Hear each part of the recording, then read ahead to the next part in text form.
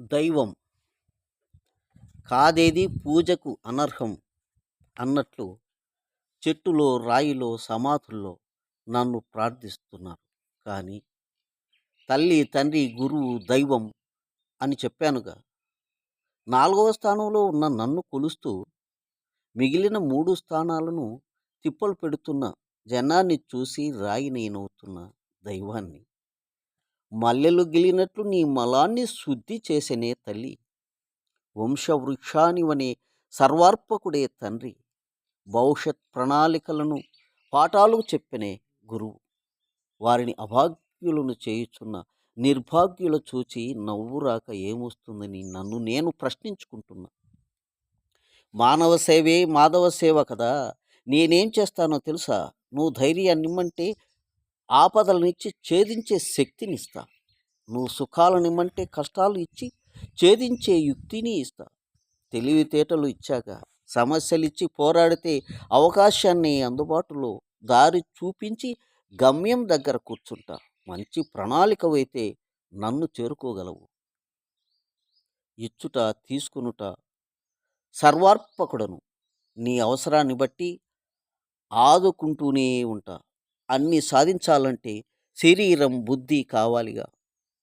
శరీరాన్నిచ్చే తల్లిదండ్రుల తెలివి చెప్పి గురువుల మరచి ప్రాణమున్న జీవం లేనివాడు అవుతున్నావు. ప్రకృతి పరవశాన్నై ఆనందపరచగలనేమో కానీ శరీరాన్ని ఇవ్వలేనుక.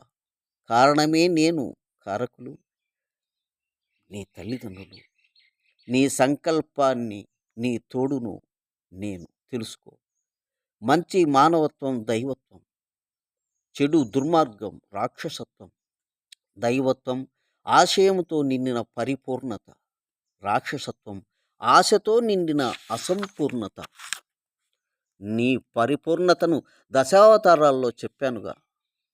కూర్మావతారంలో మేరు పర్వతాన్ని మోశాను, అమృతం వచ్చింది. బాధ్యత ఎంత బరువైనా మోయాలని అర్థం.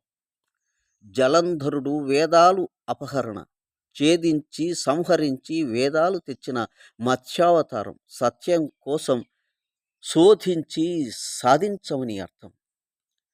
భారం మోసి చెడును సంహరించి భూదేవిని కాపాడాను. ఆర్తుల ఆదుకోమనేది వరాహావతారం.